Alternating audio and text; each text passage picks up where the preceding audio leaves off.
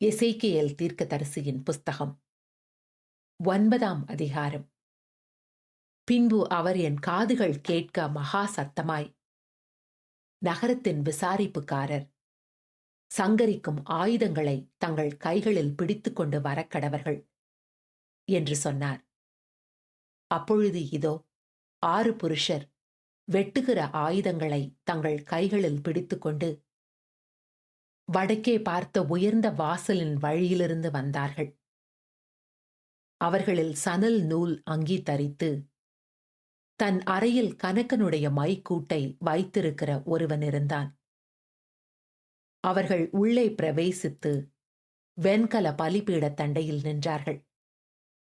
அப்பொழுது இஸ்ரவேலின் தேவனுடைய மகிமை கேருபின் மேலிருந்தெழும்பி ஆலயத்தின் வாசற்படியிலே வந்து சணல் நூல் அங்கி தரித்து தன் அறையிலே கணக்கனுடைய மைக்கூட்டை வைத்திருக்கிற புருஷனை கூப்பிட்டு, கர்த்தர் அவனை நோக்கி, நீ எருசலேம் நகரம் எங்கும் உருவப் போய் அதற்குள்ளே செய்யப்படுகிற சகல அருவருப்புகளின் நிமித்தமும் பெருமூச்சு விட்டு அழுகிற மனுஷரின் நெற்றிகளில் அடையாளம் போடு என்றார்.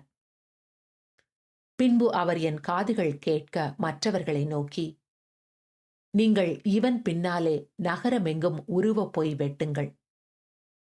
உங்கள் கண் தப்ப விடாமலும் நீங்கள் இறங்காமலும் முதியோரையும் வாலிபரையும் கன்னிகைகளையும் குழந்தைகளையும் ஸ்திரீகளையும் சங்கரித்து கொன்று போடுங்கள்.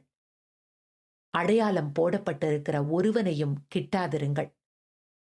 என் பரிசுத்த ஸ்தலத்திலே துவக்குங்கள் என்று என் காதுகள் கேட்க சொன்னார். அப்பொழுது அவர்கள் ஆலயத்துக்கு முன்னே இருந்த மூப்பரிடத்தில் துவக்கம் பண்ணினார்கள். அவர் அவர்களை நோக்கி, நீங்கள் ஆலயத்தை தீட்டுப்படுத்தி பிரகாரங்களை கொலையுண்டவர்களாலே நிரப்பி புறப்பட்டு போங்கள் என்றார். அவர்கள் நகரத்தில் போய் வெட்டினார்கள். அவர்கள் வெட்டிக்கொண்டு போகையில் நான் மாத்திரம் தனித்து முகங்குப்புற விழுந்து, ஆ கர்த்தராகிய ஆண்டவரே, தேவரீர் எருசலேமின் மேல் உமது உக்கிரத்தை ஊற்றுகையில் இஸ்ரவேலின் மீதியானவர்களை எல்லாம் அழிப்பீரோ என்று முறையிட்டேன். அதற்கு அவர், இஸ்ரவேலும் யூதாவுமாகிய வம்சத்தாரின் அக்கிரமம் மிகவும் பெரிது. தேசம் இரத்த பழிகளால் நிறைந்திருக்கிறது. நகரமும் மாறுபாட்டினால் நிரப்பப்பட்டிருக்கிறது. கர்த்தர் தேசத்தை கைவிட்டார், கர்த்தர் பார்க்க மாட்டார் என்று சொல்லுகிறார்கள். ஆகையால் என் கண் தப்ப விடுகிறதுமில்லை, நான் இரக்கச் செய்வதுமில்லை. அவர்களுடைய வழியின் பலனை அவர்கள் சிரசின் மேல் இறங்க பண்ணுவேன் என்றார்.